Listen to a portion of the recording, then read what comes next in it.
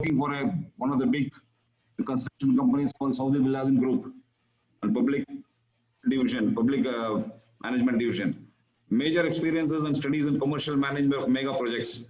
Done various courses and exposed to risk management, construction quality, safety audits, project management, project planning, contracts administration, etc. So today we have these two speakers, and now I hand over it to our President, Mohammad Siraj, to take over from here now. Mohammad Siraj. Bismillah ar-Rahman ar-Rahim. Assalamu alaikum wa rahmatullahi wa barakatuh. Alhamdulillah, this is a great opportunity for all of us to gather online for a very important topic, which is on the financial planning. And whether we all believe it or no, this is the most important element which we are every day thinking from morning till evening in terms of what is next for me in terms of my financial planning. Today, the top businessman, the lowest person in the job hierarchy, everybody is into this circle. So we thought of coming up with this important topic of financial planning. And today, alhamdulillah, it's a blessing that we have experts talking to us, Mr. Rashid Sherif from Bangalore, Rahbar. And we have Brother Abdul Lateef from Kerala. He is joining us in terms of giving us some kind of tips in terms of how are we going to plan. The most important thing what I want to tell you today is you people have taken the time, and it is your willingness to join for this 45 minutes of this seminar which we are going to conduct, and then we will have another 45 minutes for question and answers. In total, we have almost 1.5 hours of this webinar happening, and you took the opportunity to attend this. All the members who are here, I really want to welcome you all. And just to tell you this point is that if anyone who is willing to learn, dedicate the time for learning and taking the action, is actually a quality of leader. So in essence, I want to tell you, let us have a great smile on all of us.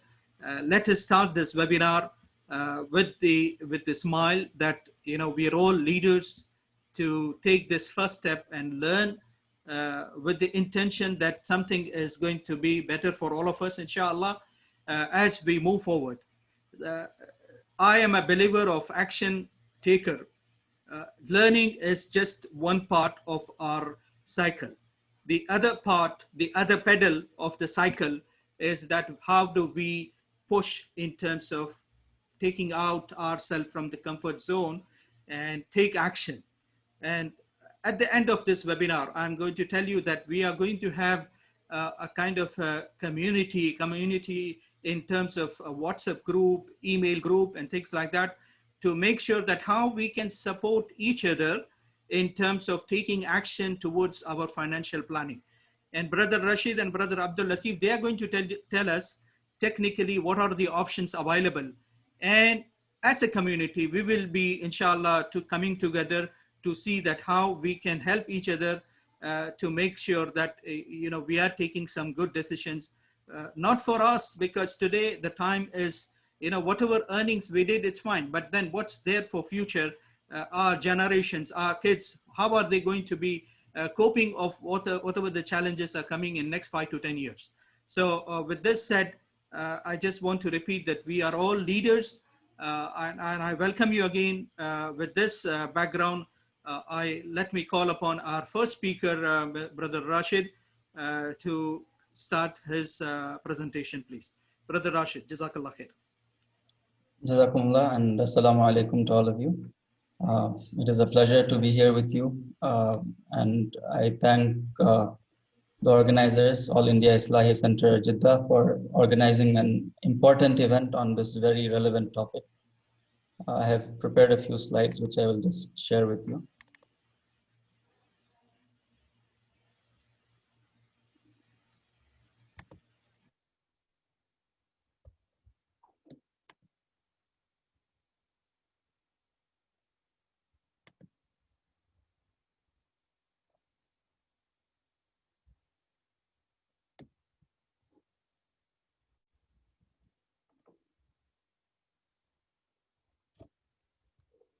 So, as you are all aware, the theme of today's meeting is financial planning in uncertain times.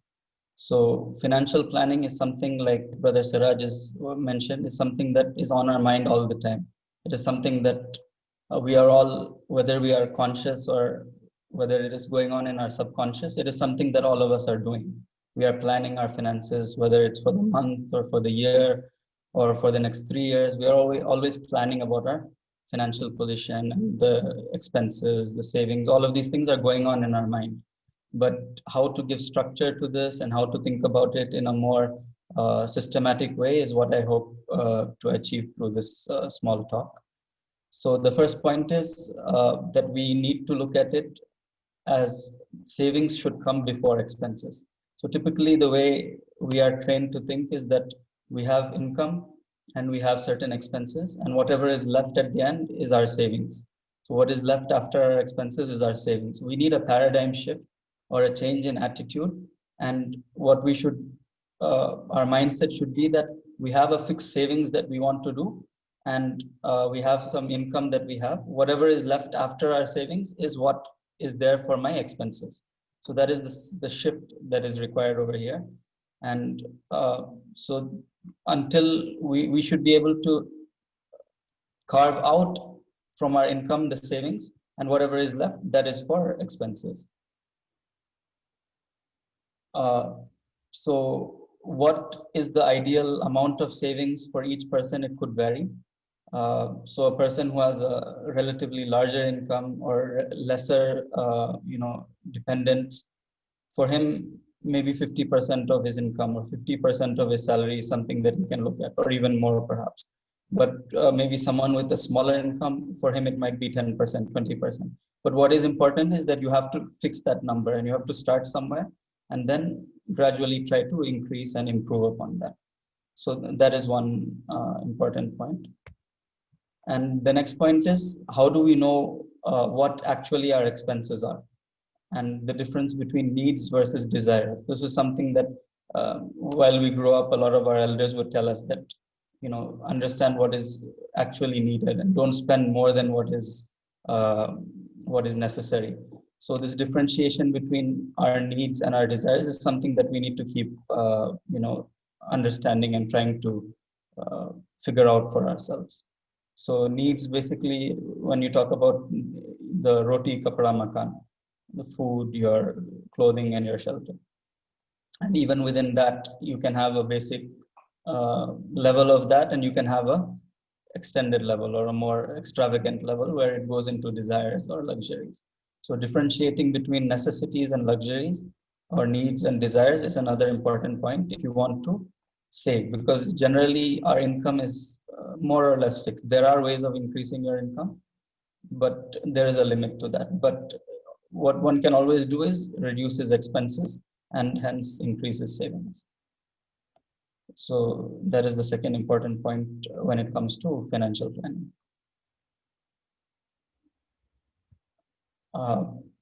So why do we need to plan financially? What is the goal of financial planning? So it is not that I need to have such and such a bank balance or so much money or anything like that, but it is to meet certain financial goals that all of us has. Any person, whether it's an NRI or whether it's an Indian, has certain financial goals that he would like to meet. So these, I've listed some of the common financial goals. There could be others as well for some of you. So just to go through that, one is an emergency corpus. So there is a certain amount that one should keep aside to meet any exigencies, any unexpected thing happens in the family or in the house, and some amount is needed. So you should always have aside an emergency corpus. And in a situation like the COVID situation, which we have just seen, where many people are losing their jobs, so generally it used to be said that you keep about 3 months' salary as an emergency corpus. Now probably even a 6 months' salary should be kept in either in the bank or in something that can easily be liquidated and utilized. So an emergency corpus should always be there. Then you have a requirement for a vehicle, car.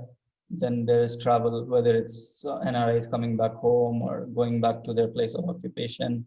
Then you have, of course, now it's not something that people are able to do, but then you have Umrah and Hajj and those type of travel as well.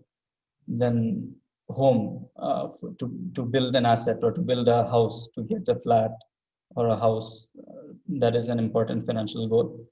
Then health, as we grow older, and of course with the COVID scenario again, it's important to keep aside a good amount of money towards health, towards meeting your healthcare expenses. Retirement corpus, when you reach the age of 60, 65, you want to have a good amount of money so that the remainder of your life, inshallah, you have sufficient money so that you do not need to depend on others. So that is your retirement corpus. Then your child's education, which is also a costly affair nowadays. Child's marriage. These are some of the important financial goals. Of course, there are others as well. Each one knows best what his or her financial goals might be.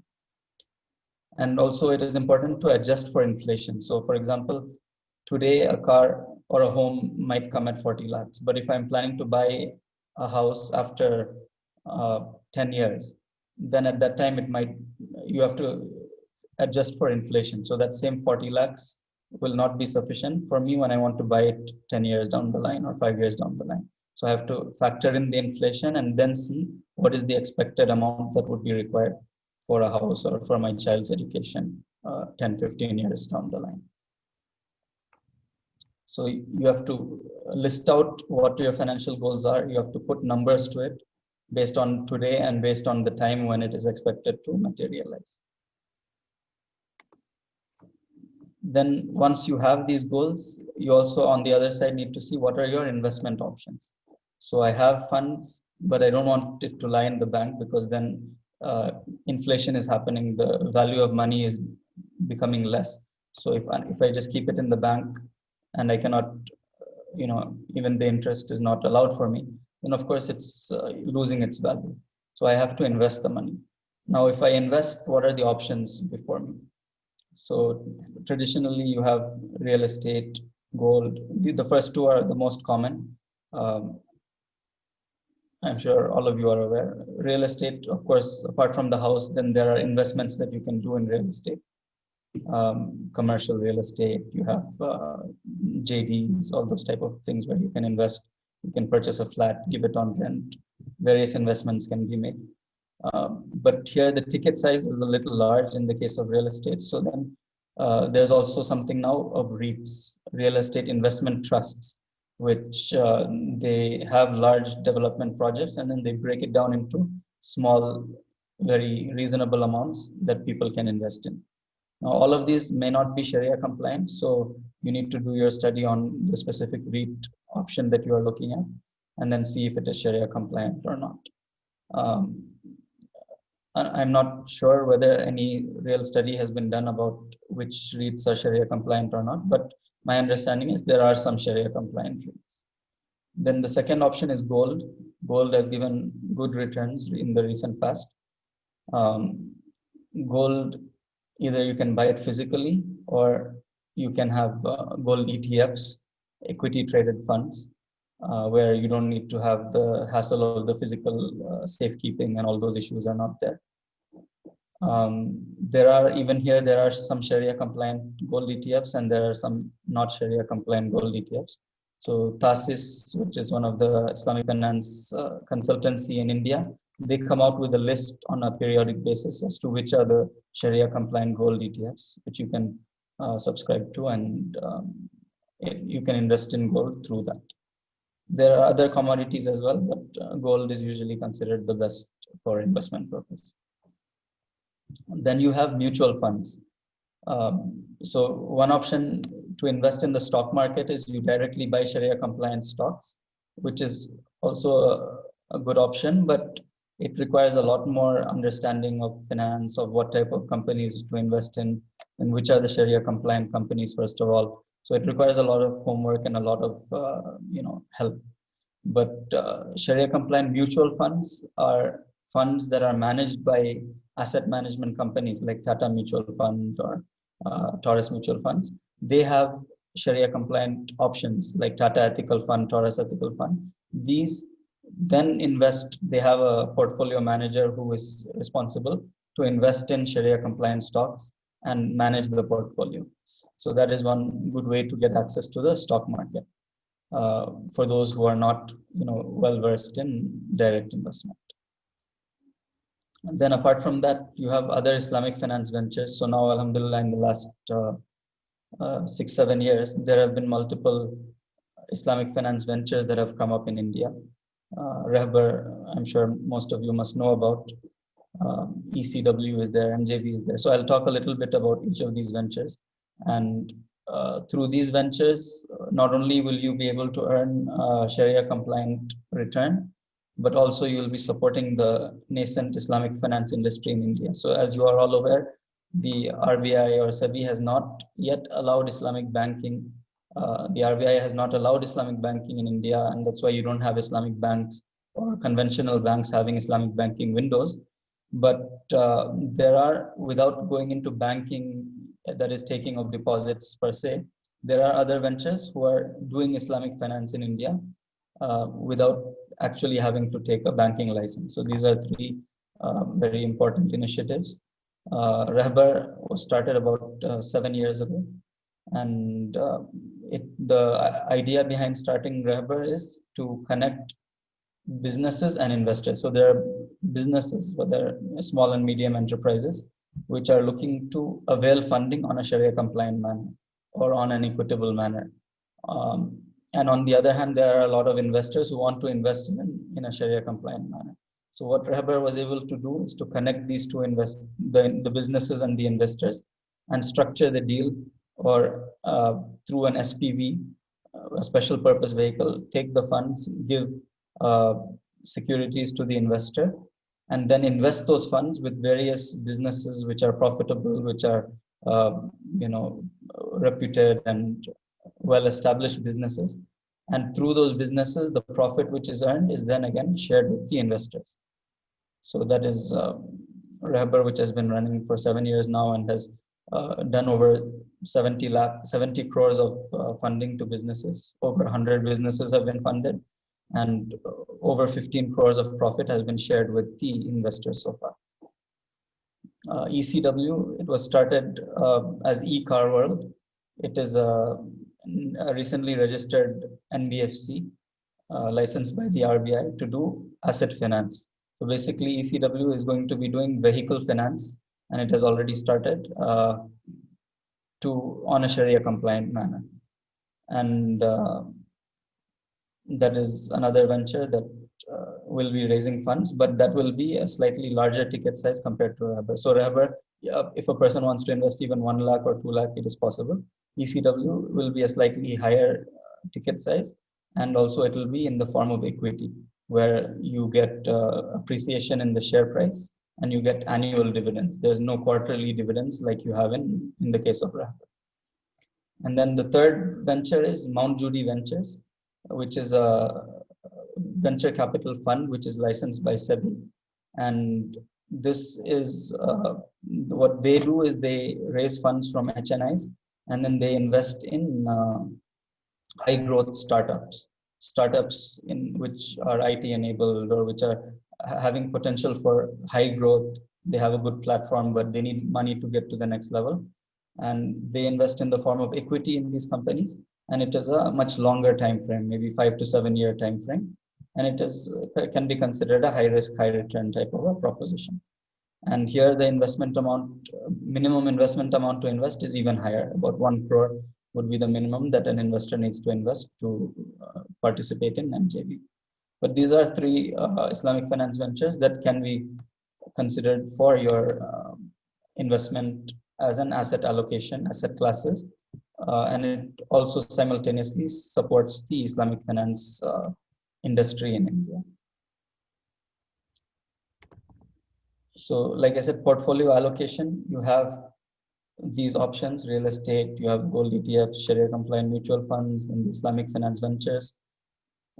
You have various considerations. So what is the amount that you want to invest? Based on that, if you want to invest a smaller amount, then some of the options are ruled out. Real estate requires large investments, for instance. liquidity, if you want your funds available immediately because you have a financial goal which is coming up maybe in 1 year, then again, you need to consider which options are ideal for you. So that is another thing you need to look at. Then returns, what are the type of returns that you are expecting? And also when you talk about returns, then risk. So if you look at a high return, then you have to expect that it will come with higher risk. So these are general guidelines, but you should always consult a financial advisor and who will look at your specific condition and then advise what is the best options for you. So these options then go into your investment portfolio, and through them you are able to meet your financial goals. This is my last slide. I'll just talk a little bit about the financial planning process. So this can be done in a systematic way where you list down your financial goals. Okay, actually, I'll go with the stepwise process that is mentioned below. First, you make a list of your investments, assets, and liabilities. So what investments do I already have?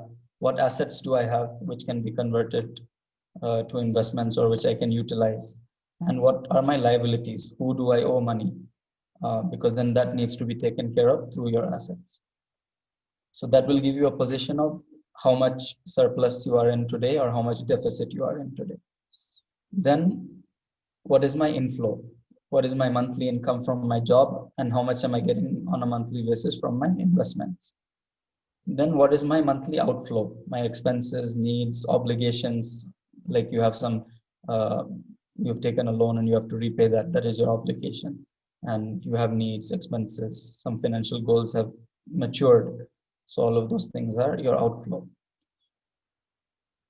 Then you look at your monthly investment potential. So your inflow minus your outflow is how much you can invest on a monthly basis. Then you can list your financial goals and quantify them. So this is the goal planner that I have shown above. It's actually an Excel sheet, which inshallah we can share with you. So what you do in this is you list your financial goals. So you can see I have the emergency corpus, my retirement corpus, home, travel, child's education, child's marriage, health, all of these things. And what is the amount based on today's expenses. So I've just put some random figures. Of course, for you, it will vary.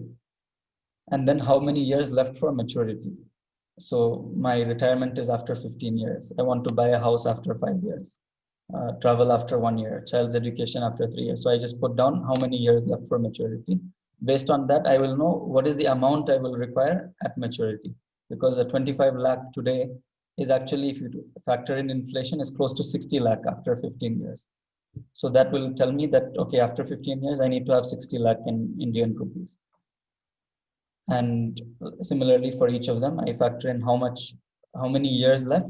And based on that, I will arrive at what is the amount required at maturity. Now, I know what are my assets and my current position. So how much can I allocate now? So what you do is from each of your investments, you allocate towards one of these financial goals. So I have 50,000 in cash. I can allocate that towards my emergency corpus, but I still have another 50,000 that I need to fill. So that becomes a part of my goal towards my investments. Likewise, I can allocate 5 lakh towards my towards my retirement. So, and then you also need to see what is the shortfall. And based on the shortfall and how much percent return the investment options that you are looking at, they will give, it will tell you how much is the shortfall. So if I can allocate 5 lakh now in the form of RERL or Tata Ethical Fund, and I can invest another 5,94,000, so make it about 11 lakhs. That 11 lakhs will grow to about 60 lakhs in 15 years. So that is how I calculate the shortfall. Likewise, I do that for each of those. So I list the financial goals and quantify them in the tab. Then I see the shortfall and make one-time investment or a monthly investment plan. So either I can allocate 10 lakhs next month by liquidating some of my assets towards my home, for instance. Or I make a SIP where I then divide it among these various options. So I invest 1 lakh every month, and that 1 lakh goes 10,000 towards retirement corpus, 10,000 towards home, 10,000 towards travel, and so on. So I see the shortfall, then I make one-time or monthly investment plans. Then I assess returns on the existing investments, and then I see if reallocation can improve the returns. So some of the investments I've made is not giving the expected returns, then how can I tweak that? Or what other options are there to give me a better return so that I can meet these financial goals? And this is something that you do annually, or you keep doing this periodically to get better results. Not a one-time activity, but it's something you need to keep revisiting. Some of these financial goals might change, or the amount that you can allocate might change. So this is a ongoing activity that you need to do. So I think, I hope with all of this, you get a basic idea of financial planning. We'll share these slides with you and also the Excel file that is shown above. And anytime, inshallah, if you want to contact me in the future, you will have my email ID, and inshallah we can discuss further. So I think I've completed my time also. So I'll hand it back to the host.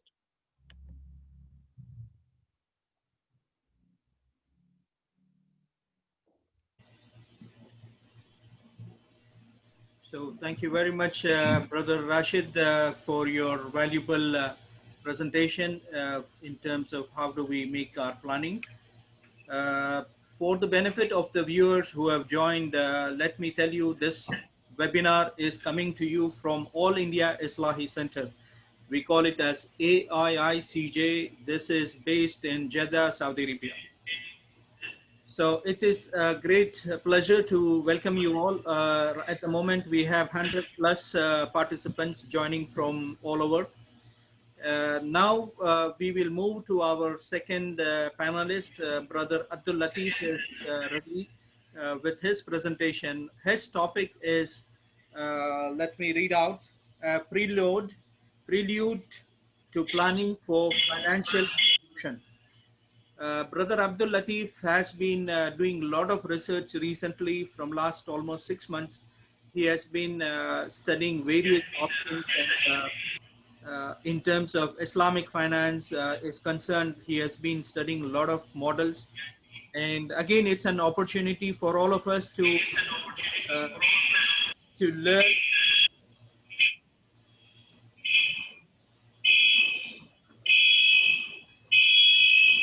This kind of disturbance here.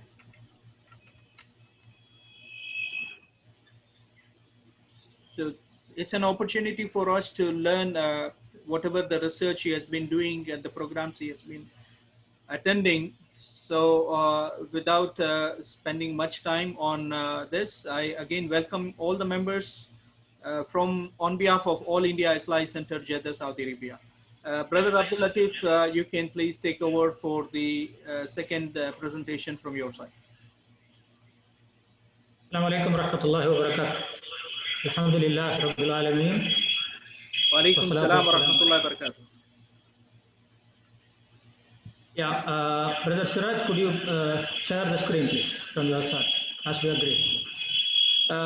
Dear members, we have tested the presentation today. Brother Abdul Lateef, yeah, there is a noise from your side actually. Can you turn off your mobile, or it's echoing?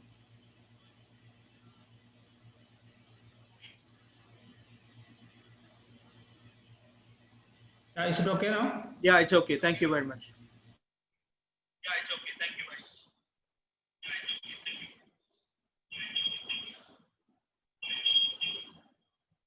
Yeah, Siraj bhai, can you please share the screen as we agreed?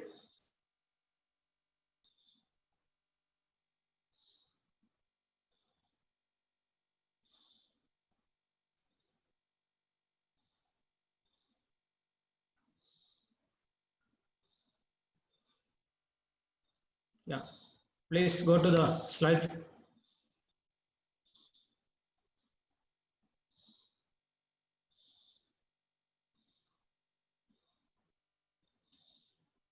Once again, Assalamu alaikum wa rahmatullahi wa barakatuh.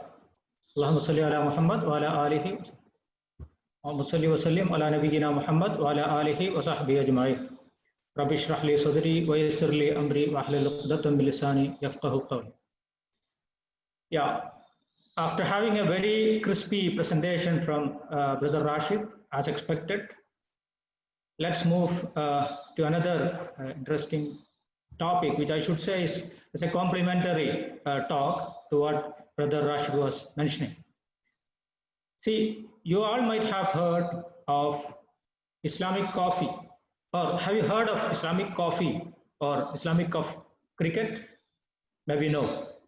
But for sure, you might have heard Islamic finance, and we already heard it from Brother Rashid so many times. Now, the thing is, this is the whole thing about Islamic finance. So I should call it an ethical finance. So actually, it's all about ethics in trade and transactions. It's about social acceptance for ethical business practices. See, unless you have a society which is accepting the ethical business practices, and thus you can't implement something very nice. You can't implement an ethical trade and transactional rules. So it's very important to have a society which is accepting the ethical business practices. So this is where my talk comes into. We have heard a very nice talk from Brother Rashid about personal financing.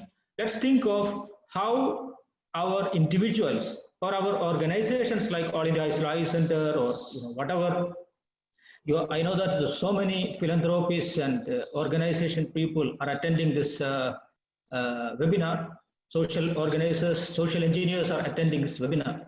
So how can we have a planning for the society at large? This is what, and it is not the whole thing, it's just a prelude I am going to talk. So Siraj bhai, next slide please. The context for planning is that Indian Muslims represent less than 3% in financial market. This is like we call the civil service, we have very low representation. Actually Sachar committee says that our representation in financial market is even less than the SC/ST. When I say yes, the Muslim community, less than SC/ST presentation. We have actually better tools like zakat, sadaqah, waqf. Still, this is the situation. We are off from the mainstream financial activities. It's facts, it's surveyed, it's been there in the report, Sachar committee report like things. We are collectively responsible for the situation. This is where the point the context of requiring a planning for individuals, for organizations, for the community as a whole. So, do we include poor like refugees? See, a lot of refugees, even in India we have a lot of refugees. Internationally, we have millions of refugees. This is the biggest problem, Yemen, Syria. Do we consider the refugees, natural disaster victims, riot victims? What's happening in our riot victims? A lot of riot victims are happening everywhere. Do we consider? Deprived children, Brother Samir was mentioning about schools done by All India Islahi Center.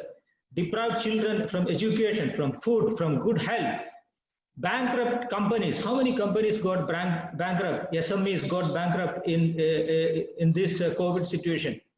Microfinance companies in stress, etc. Do we consider these sort of things in our financial plans? Mostly no. We are obliged to attend at least 8 categories of people regularly, right? When we spend zakah, we are supposed to attend 8 categories. We are supposed to look into them. Who are they? Who are my beneficiaries? So, do we really do that? Siraj bhai, go ahead. I'm sorry to say, do this sort of an arrangement because when we tested it, we found that when I share from my side, the sound was breaking. So that's why we went for this arrangement with Siraj bhai. Now, in Quran, words like sadaqah, zakah, mal, infaq, etc. are mentioned more than 50 times. So it's very important, and those instructions are very strong, straightforward. Like for example, وَلَا تُؤْتُوا السُّفَهَاءَ أَمْوَالَكُمُ الَّتِي جَعَلَ اللَّهُ لَكُمْ قِيَامًا وَأَنْفِقُوا مِمَّا رَزَقْنَاهُمْ سِرًّا وَعَلَانِيًّا يَرْجُونَ تِرَاجًا وَتَبُورًا لَنْ تَنَالُوا الْبِرَّ حَتَّى تُنْفِقُوا مِمَّا تُحِبُّونَ. We all know these sort of verses from Quran. We all know that the biggest verse in Quran talks about debt and how it is managed, how it is recorded, all the basics of financial transactions. Next, please.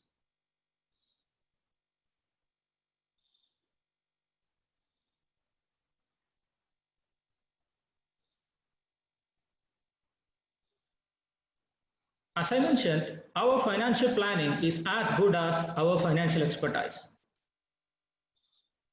Each individual, each organization, a community as a whole need to be good, become experts in handling the money, which is a gift from Allah. It is a trustee. We are only trustees in ethical finance terms or Islamic finance terms.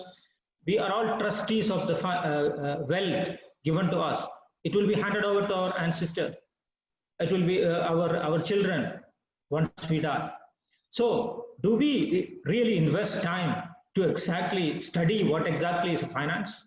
What exactly we should do? How to handle the money which is entrusted to us? It's not our money. Allah says, whatever I gave from you, you spend from what I gave from you. When we make a home, we go to architects. We take advocates' advice on legal subjects. But how many of us meet real financial experts? I'm talking to myself before I raise this question to you people. Rajbhai.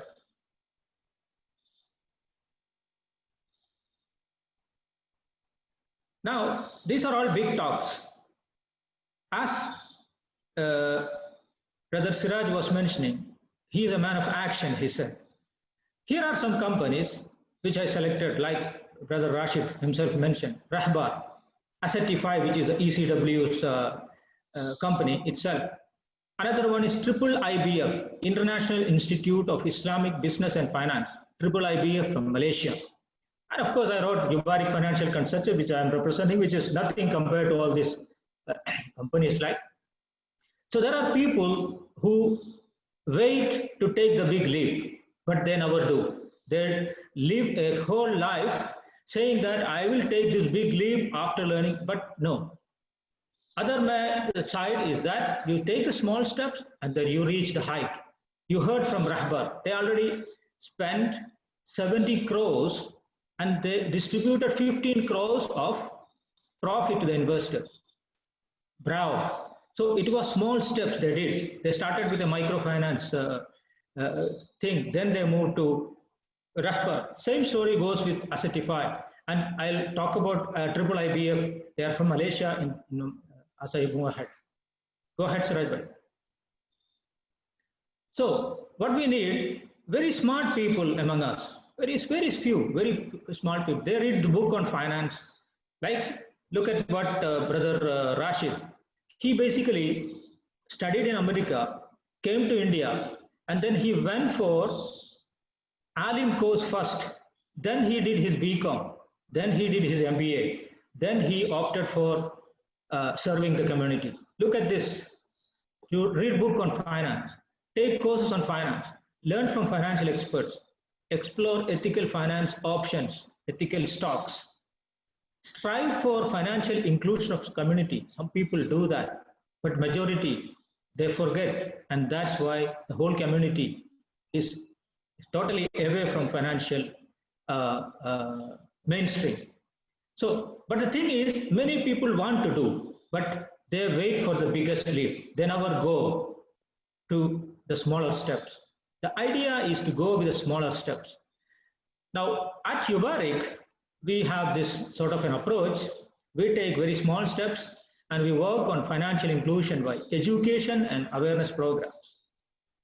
We started very recently. What we do is, as individuals and as Yubarik, we connect with partners like Rahbar, ECW, International Institute for Islamic Business Finance. So, for example, by connecting to Rahbar, we connect the individuals, basically from Kerala and from the GCC countries, and we do connect the business people who need ethical finance. The same service of Rahbar we are extending to the public. On the Triple IBF, we promote excellent courses. The shake hand with Triple IBF also happened a few months ago. Our productive activism in ethical finance is our motto. So we selected a collaboration with an internationally research-based institute. Why a research-based institute? Usulul Mal is an area where research is very limited nowadays. We do a lot of research on fiqh. Our organizations spending a lot of time on fiqh, discussing the fiqh active. I'm not saying it should not be done, but equal importance is not given on Usulul Mal. Introduced IIIBF to 4 colleges already who are doing ethical finance. But after our joining with IIIBF, we already introduced this research-based organization to institutes who are doing ethical finance courses.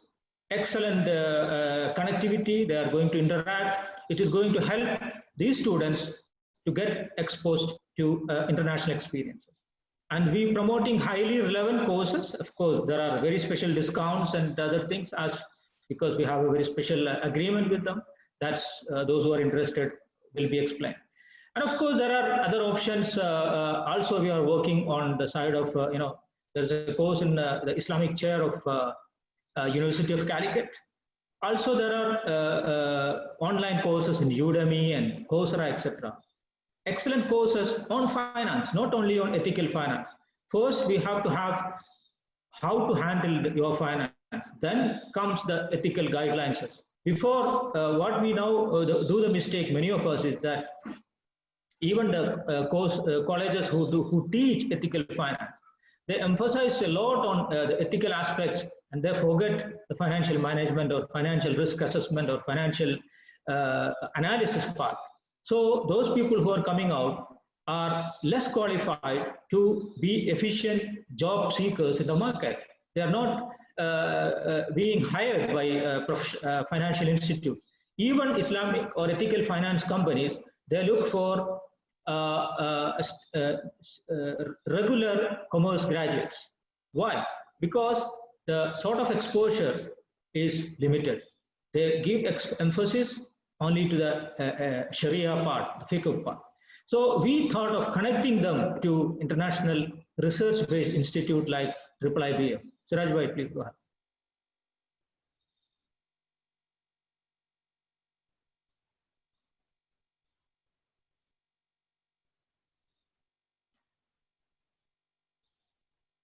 Some of the courses promoted through the IIIBF, you can go to their website, IIIBF, you will get these courses. But of course, as you go directly, there is another fee structure because it is an international body, so they have the international rates there. We have very special arrangement with them, but these are excellent courses: certificate of zakat management, certificate on waqf management, Islamic financial services, Islamic microfinance, Islamic business and financial technologies. And also there are future courses expected, which is under, we're going to be launched very soon. Certified artificial intelligence on Islamic finance. The talk is now everywhere on artificial intelligence. Why not utilize artificial intelligence in Islamic finance?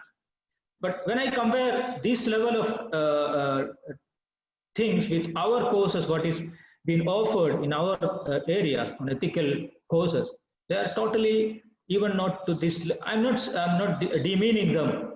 I'm saying that a collaboration with international companies can have more experience, more power. Because the thing is, in India, we don't have many companies to get experience from, to take case studies. But this international body, they take case studies from all across the continents, Africa, Asia, everywhere. They have all these case studies and history with them. And they are handled by excellent, internationally qualified professionals, financial experts, not only from one country. They're all a big team from different countries, including Europe, America, even Middle East countries, India, everywhere. See, certified blockchains for Islamic development, certified halal business analysis, certified project management. So these are the sort of future courses which are going under preparation. Now, why IIIBF courses are unique? Special offers are there for individuals, students, and organizations. If you go through Ubarik, that's whoever are interested can get connected. As I said at the beginning, our planning, financial planning, is as good as you are an expert in finance. If you are not an expert, you don't know what is the risk, what are the possibilities. Brother Rashid was mentioning about you need now, how much money you need after 10 years. How you can calculate if you don't know the rate of inflation, how it is affected. So all these things needs really learning. So excellence case studies, I already mentioned this. Then the courses are research-based materials. And this course also address all madhab and modern scholars' point of view. It's not, they don't just push one madhab or one scholar. No, they say in any particular issue, this is the viewpoint of this scholar, of this madhab, and it's up to you. You consult your, so it's an excellent course. They address all the madhab, they discuss it in each course. Flexible timing with recorded videos and cues, assignments, project works, etc. Addressing modern day issues like refugees and utilizing modern technologies, new technologies like AI application and things like that. And then they are teaching collaboration with UN initiatives like SDG. You know, SDG, Sustainable Development Goals. UN has 17 Sustainable Development Goals. In the Zakat Management course, they have done an excellent connection between this UN 17 SDGs and the Maqasid Sharia.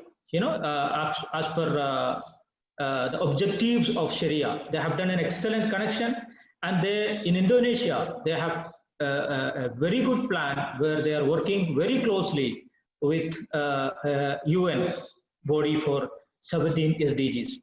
Why can't we collaborate with UN? Why can't we collaborate with other philanthropic companies, organizations? It's all possible. It's limited to our outlook. It's our limitation is our knowledge, because we don't know, so we live in a closed well, and then we don't interact. So as we said, instead of discussing in wide and detail, let's decide, climb smaller steps.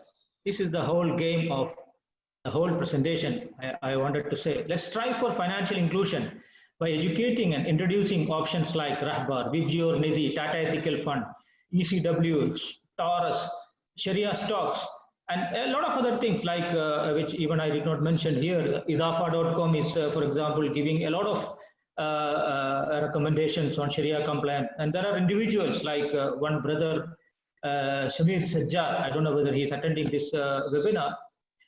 He is introducing excellent job in introducing Sharia compliance stocks. So let's empower individuals by promoting short courses. So the idea is you need to know what is this, what is how to be competent, because you can't sit idle and compete in the market. If you want to compete, you know, if you want to compete in the stocks, you have to know how the stock market works, or how the techniques, how to participate nicely over there. Otherwise, you will be even at risk. At least to avoid risk, you have to know what is it.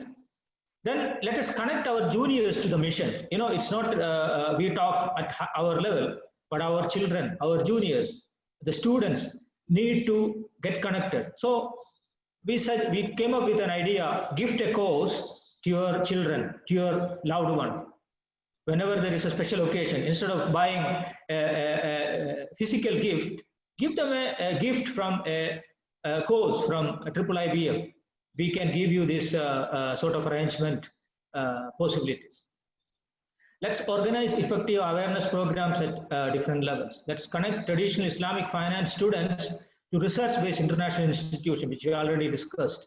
Let's incubate more models from success stories.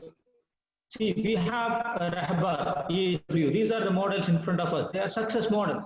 We need a lot of similar models. They are in Bangalore. So we need them in Kerala. We need in other states of India. We need them in everywhere. In each districts we need. So these success models need to be developed. And one of the previous seminars, brother respected Sherif Kotapurat Sahib, he mentioned we are open at Rahbar and Mount Judy to share their experience. Whoever is hearing this, meet them. Rashid Bhai will be able to happily guide you to take this sort of experience to your locality, to your city, to your state. Then do this planning. So when we say financial planning, it's planning for you, and at the same time planning for your brothers, your family, your countrymen. Let's strive for social acceptance of ethical business practices. Rashid, many times he said, I remember, see, the idea is that even after in Yubarik, when we go and mention about possibilities of ethical finance, people start comparing, yo, I have this option there. Why is this? So actually, the idea is when you, if the society is not ready to accept the ethical business practices, how far you try, the success will not be exponential. It will be just very small. So that is why the importance of teaching at a mass scale, importance of awareness programs at mass scale. So let us embrace technology like blockchain for transparency. So what we need, like for example, transparency is important in our dealings. So it's all about, again, taking small steps. What we introduced is, Brother Rashid mentioned about the success stories of Rahbar. We are a very small entity and our objective is to empower, to share our experiences, share whatever we know to the public, and remember us as you climb. Or if you are just procrastinating, hesitate to climb, also remember us. Abdul Lateef from Yubarik Financial Consultants, thank you so much. Jazakumullah khair, and I thank the organizers for giving this excellent opportunity, and I hope we can discuss. We'll have some more time in the question and answer session, and where we can hear. Actually, I am also here to hear from Brother Rashid more than sharing my things. But Jazakumullah khairan. Assalamu alaikum wa rahmatullah.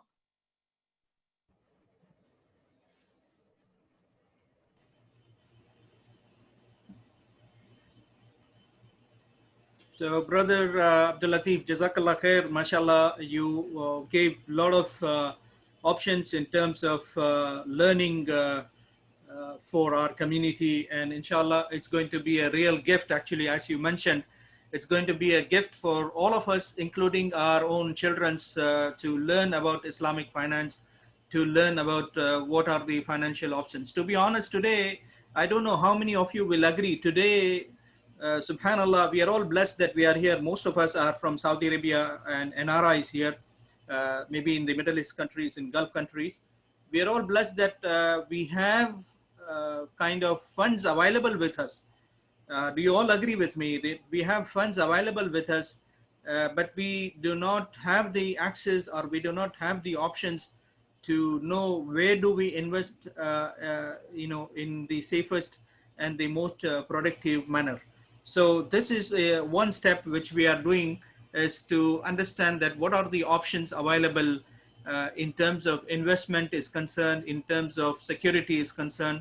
So these were our two presentations today from Brother Rashid and Brother Abdul Lateef.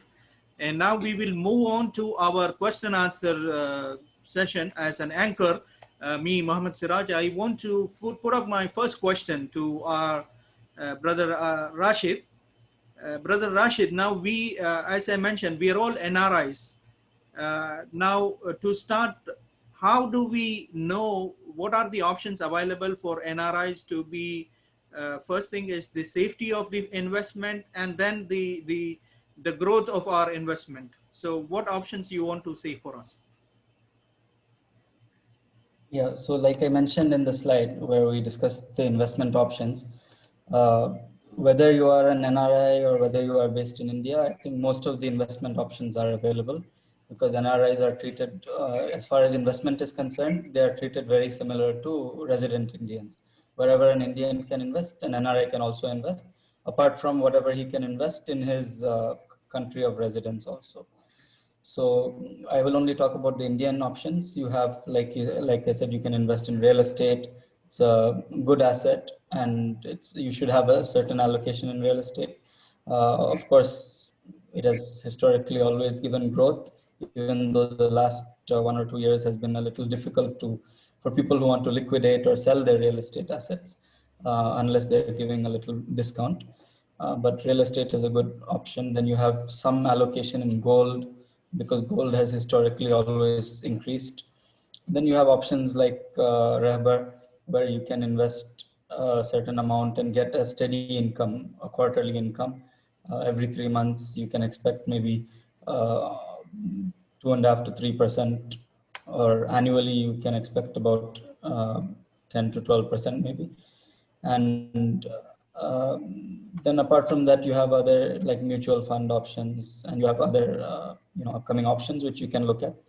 And the main considerations is, like you already said, what is the returns, what is the safety of the investment. You should do your own study, find out where these funds are being invested, what is the end use, what is the prospects of that industry into which you are investing, how much diversification is there. Am I putting all my eggs in one basket? That is not something you should do. And you should plan your investments well, and also look at all these things like returns, risk, liquidity, and what are your financial goals. And based on that, you should invest. Okay, in the chat, we have Brother Abdul Razak is asking, could you please explain about ECW and MJV? Sure. So ECW is a recently registered NBFC, registered in Cochin. And it is, the reason it was set up is to do vehicle finance. Then they got the NBFC license only last month in August, 14th August. And they mainly will be doing vehicle finance. So they have some shareholders, and they have put in money, and this money will be used to allow people to purchase vehicles, four-wheelers basically, but also it could be, commercial vehicles, it could be other assets, equipment, etc. And it's, a fixed tenure. It could be from 1 year to 5 years is the tenure during which the funding happens. And yeah, so that is also one investment opportunity that is expected to come in the future. Currently, it's only the existing shareholders who are funding it, but from December or Jan, it is expected to open to new investors as well. There will be a minimum number of shares that the investors would have to take if they want to invest, probably around 50,000 shares. And it's expected to be around 15 rupees per share. So 7.5 lakh rupees plus would be the expected entry, minimum entry in this thing. MJV is Mount Judy Ventures LLP. They have launched a SEBI registered fund, Mount Judy India Opportunity Fund, which invests in startups. Not like a startup that has just started last month, but a startup which has maybe 1 or 2 years of track record, and they have high scope to grow. So this, they've already done a couple of investments they've identified, and they've raised. So there is a minimum investment of 1 crore. The SEBI has given the guidelines that whoever wants to invest into these VC funds, since it's a higher risk type of investment, they have put a very high minimum investment amount of 1 crore. So only people who are very high net worth individuals, they can allocate 1 crore of their funds or a few crores of their funds in this. And it's not, they have to be sophisticated investors, and they should not risk their whole, so it's not for retail investors basically. So these are the two.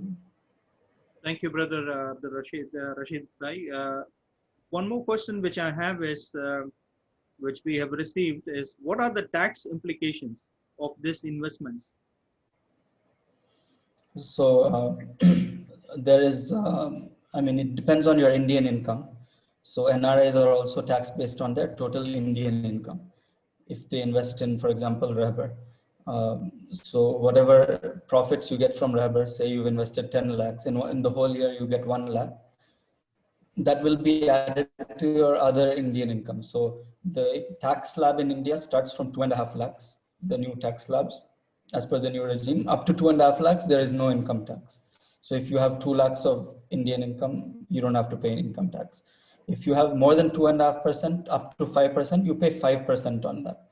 So if you have 5 lakhs of Indian income, then from 2.5 lakh to 5 lakhs is 2.5 lakhs. 5% of that is about 12,500.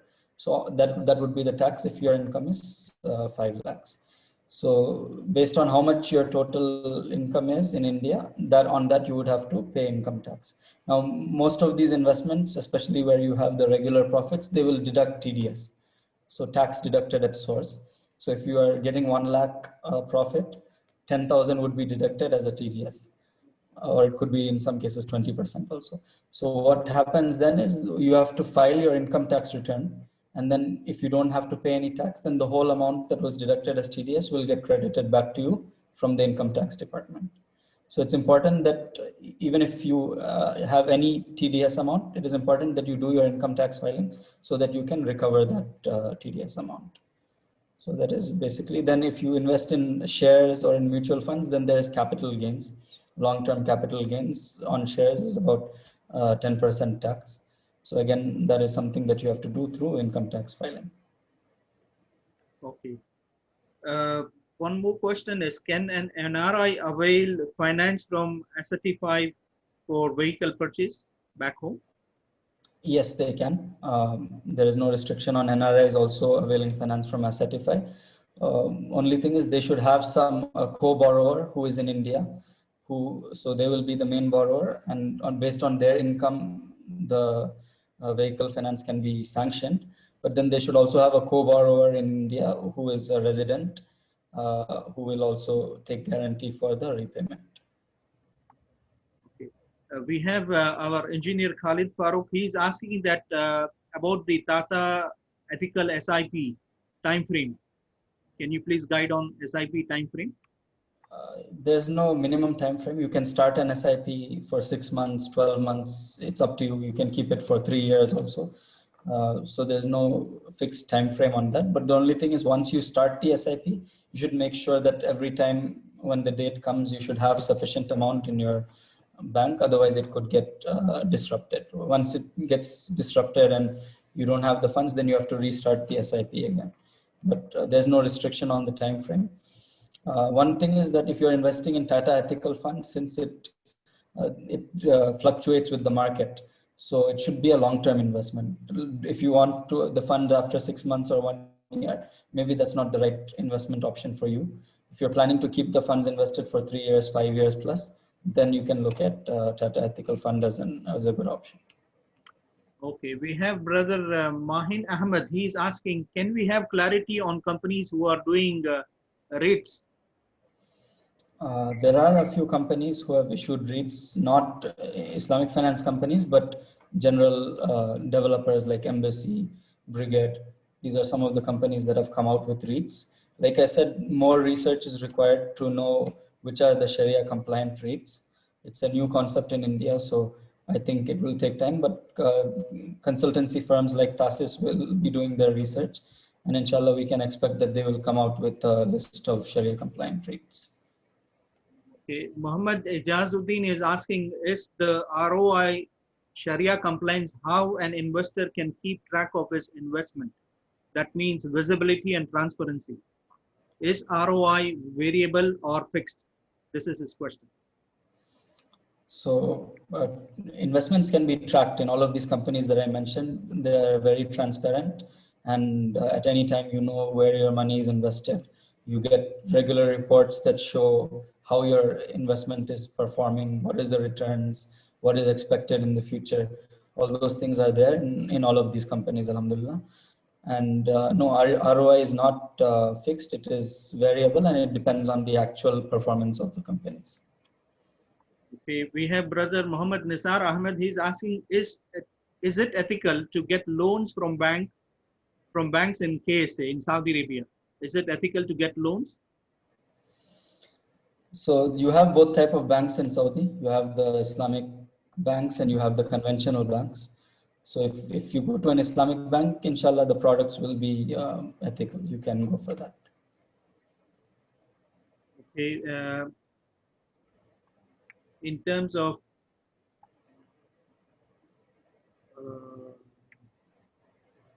yeah, in terms of I have my own question is that how secure is the investment in case if anything happens? Where do we go? So you're talking about the companies which I talked about, like Yeah, Rubber. suppose if I'm investing through Rahbar, Okay. under Rahbar's consultancy, if I'm investing, then in case of any default, what's the guarantee or what's the process? Okay, so like I said, the funds are you get a debenture in your name, which is a security, and this is regulated by the Companies Act. So once the company has issued debentures, it's an obligation to repay you based on the terms of that debenture. Now, the terms on the debenture say that the profit will be paid based on the profit made by the company. So if the company is making a profit, it has to pay the investors. If there is a loss, which is very unlikely because of the diversification, all the money is not invested in with one business, it's invested across many businesses. So if there is a loss in one or two businesses, then the profits from the other businesses will take care of that. So for example, ID Fresh is one company we have invested a good amount with. Furlenco is another company. Prime Care Hospital. So these are some of the companies which we have funded with assets and in other modes. So all of these companies are giving returns. This comes into the pool, and that is what is distributed to the investors. So the investors have a direct stake in the whole assets of the company. Okay, one more question we have is, can we withdraw the investments before the maturity? So in these cases which I mentioned, there's no maturity per se. All of these, except maybe Monjuri Ventures, but the other two are transferable. So the shares or the debentures which you get, they can be transferred to other investors, and we will facilitate that. So if in Rahbar, if you have a debenture of RERL, if you want to exit the investment at any time, you can give us a 1 or 2 month notice, and we will arrange for the exit. My final question is, do you have anything to learn the courses of the whole investment game plan? You know, there are a lot of people in this group who are not aware of anything about finance and investments and things like that. So what do you recommend? How do we study the plan and then, we take the right decisions? So yeah, like Brother Abdul Lateef mentioned, there are some good online courses which have come up.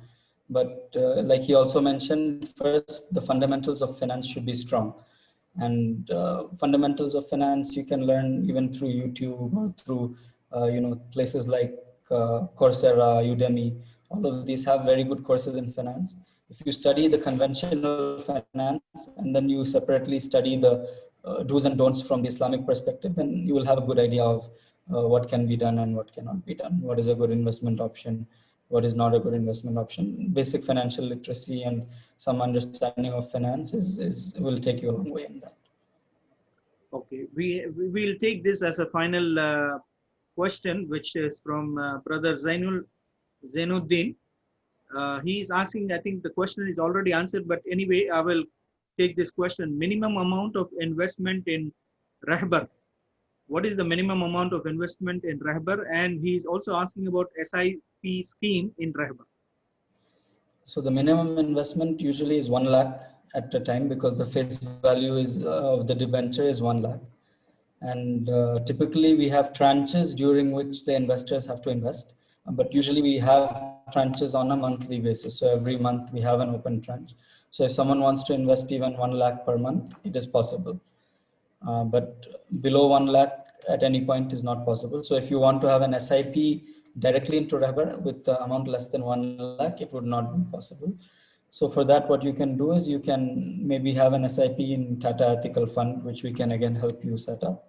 And that once it reaches a certain size, then you can withdraw that and then invest bulk into Rahbar.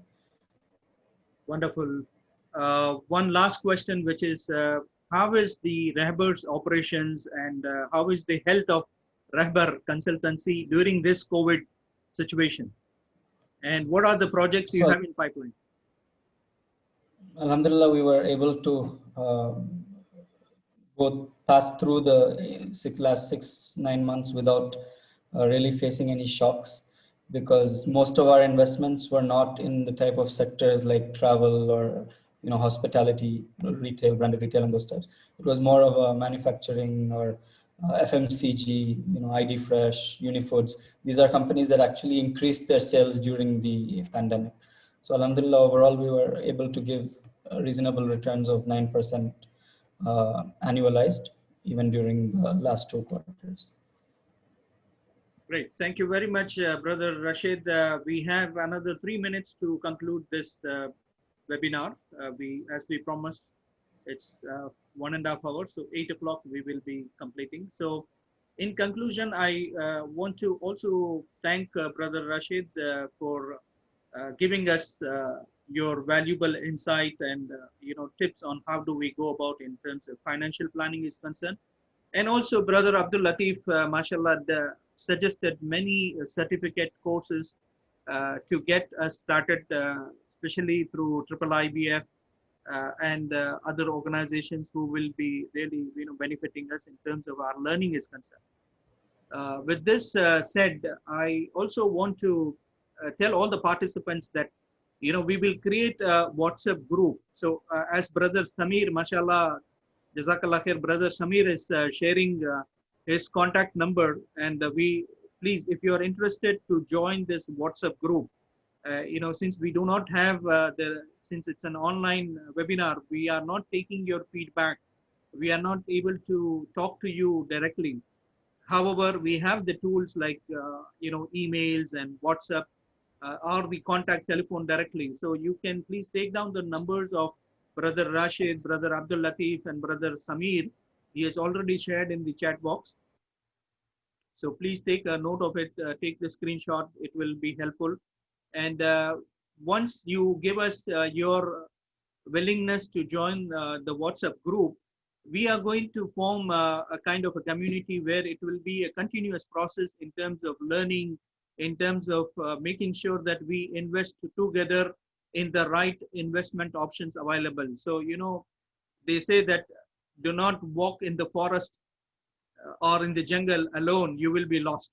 So why not we take a joint community together, so that if anything happens, we will have experts in our community together as a group, and we will take the benefit of whatever the profits or whatever the gains are going to come in, inshallah. We will share it together, inshallah. So this is going to be a WhatsApp group coming up. Brother Samir is sharing his mobile number, so please take a note of it. And inshallah, from tomorrow, as the community grows, we will be informing you through the WhatsApp group. I also want to take this opportunity to inform you our next webinar. It's going to be on 2nd of October, which is an holiday in India. So it's a right opportunity. Our next webinar topic is excuses to excellence. Excuses to excellence is our next topic, which is going to be delivered by a professional from Dammam in Saudi Arabia. His name is Naeem Javed.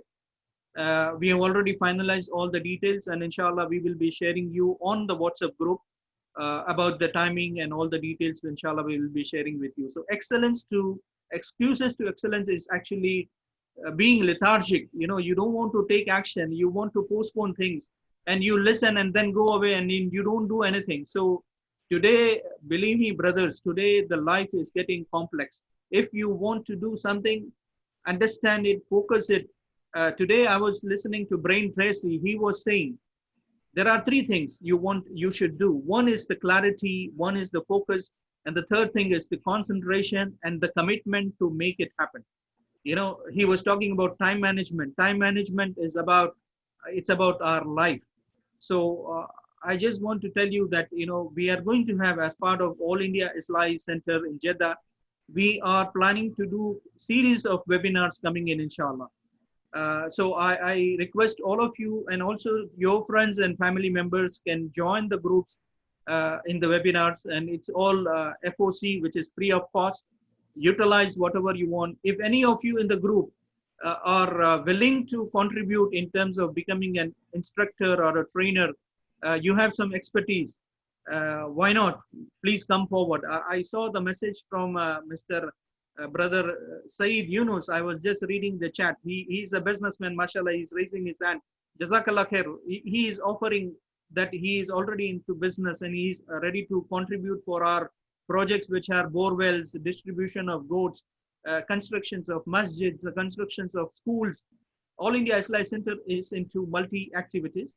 And with this, I thank you all. Believe me, wallahi, I'm telling you, Jazakallah khair. You have given your valuable time today to us, not only to us, but to your own self, first thing. To your own self, that, you know, how we can make ourselves productive, first thing, and then for the community. Alhamdulillah, you know, Brother Rashid and Brother Abdul Lateef has really given us great direction to move forward. I want to also thank our brother Samir, mashallah, Samir Viran. Please raise your hand, Brother Samir. Yeah, Jazakallah khair. You know, he is behind this event today, main person to organize this event, Alhamdulillah. And with this, I just want to tell you, if you have any questions, please unmute and you can, you know, take your questions from any one of us.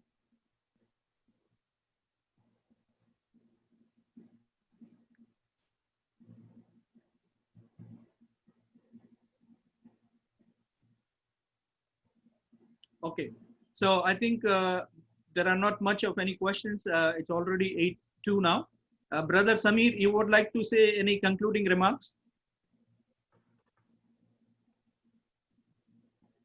Just to say thank you for all of the panelists, both the panelists and all of the members, participants who came over here. But actually, we had a chance for the members to ask any questions. I had received, in fact, 3 or 4 private chats where they asked me, will there be any chance for us to have a direct question with the panelists? And I told them, yes. For them, if they are still in the meeting, I can tell them that still we have time. If you are interested to ask the question to the panelists directly, you can still have the time now. We'll just leave another 2 minutes for you all. If there is anyone, please go ahead. Yes, Sayyid Minaj. Can you just unmute Siraj Bhai? Sayyid Minajuddin. Yes, sure.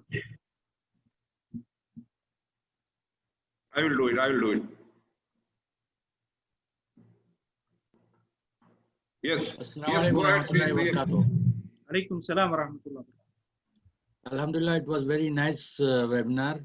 And I just want to inform everybody that I am already an investor in with Rashid Sherif. Alhamdulillah, they are just to recommend them that it is very fine and it's going very fine. And I was introduced by Mr. Abdul Lateef, Brother Abdul Lateef. And I can blindly invest, inshallah, anytime. I can advise anybody also to blindly invest in Rashid Sherif's project, the Rahbar one. This is just to inform everybody that Alhamdulillah, it is very nice thing they are doing. MashaAllah. May Allah bless them for this kind of work. Jazakallah khair, Brother Sayyid Minhajuddin.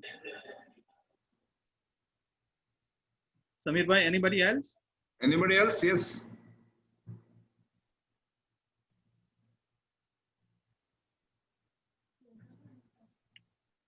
Okay, so Brother Rashid, any final words before we close? No, Jazakallah, it was a lovely session and I hope to interact more going forward. Inshallah, may Allah bless all of you and help us grow together, inshallah. Can you unmute Khalid Farooq, sir? Yes, sure.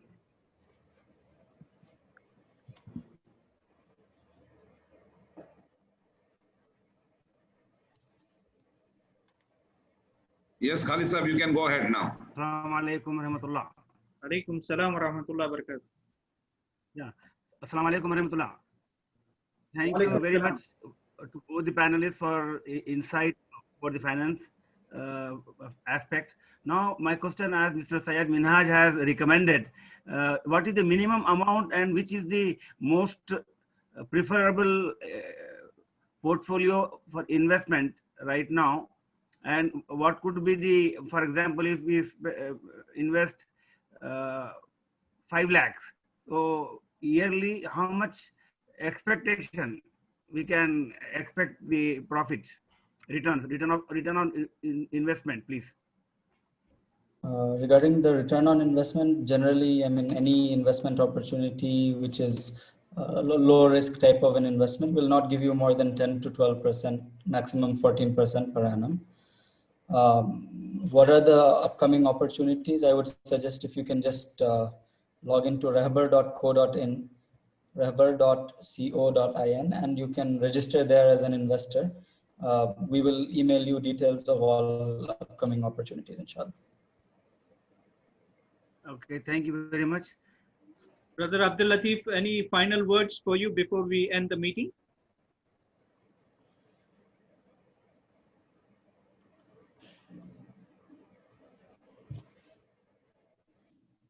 Yeah, I think Abdul Lateef is not there. So, Jazakallah khair. I want to thank you all for. No.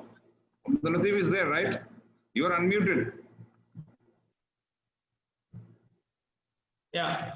Yes. Yeah. Assalamu alaikum warahmatullah. Yeah, actually, I was muted. Sirat bhai, thank you very much. And it was an excellent opportunity to again connect with you all people. First of all, it's like a reunion, with I came back from there, and it's an excellent opportunity to get connected. Technology is improving. And, physical separation is no more a barrier. And, COVID is giving excellent opportunities like this to get connected, to know more, learn more, and instead of looking at obstacles, let us look for opportunities. Everything is an opportunity. It's all about our outlook towards the events what's happening. Let this be the last stage. Jazakumullah khair. And we expect and pray to Allah. Thank you very much. Each individual, as All India Islahi as an organization, and the Ummah at large. Jazakumullah khair. Walaikum salam wa rahmatullahi wa barakatuh. Jazakallah khair. Thank you very much, and inshallah we'll keep in touch. Thank you all the participants and our team of All India Islahi Center. Jazakallah khair. Assalamu alaikum wa rahmatullahi wa barakatuh. Yes, Aliuddin wants just 1 minute. Aliuddin wants to say something. Can you just unmute Aliuddin? I'm trying to unmute him, but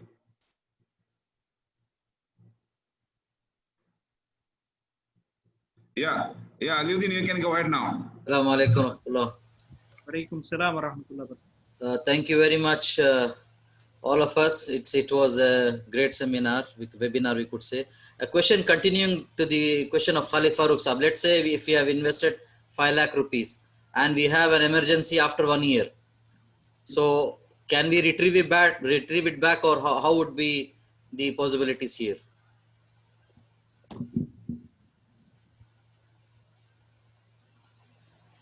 Could you hear my voice? Yes, where is our panelist? I think Rashid Saab or Abdul Lateef, can you take this question now? Yes, no issues. Brother Aliuddin, as Minhaj said, we are all investors in Rahbar. I am there with Rahbar as an investor since 2016. Now, of course, I do represent them in many areas. So their details is that there's no locking period. You can get out from the investment anytime, but there is a notice period, which they say it's 2 months time is the notice period. But normally they recently whatever withdrawals were there, it were all cleared within 1 month. So This as an emergency means, emergency they have to take around 2 months notice period. That is what they are saying. Okay. Okay, but in Tata Ethical Fund, if you are investing in Tata Ethical Fund, it's an open-ended investment. Within 3 days, it will be credited in your account. So if you have, it's all depends, as that's the financial planning Rashid bhai explained. You should not put all your emergency fund also in, that's why you have to select your investment. So if you need very quick liquidity, you should go with open-ended funds. Tata Ethical Fund is an open-ended fund. You can get it credited back within 3 days. Okay, thank you.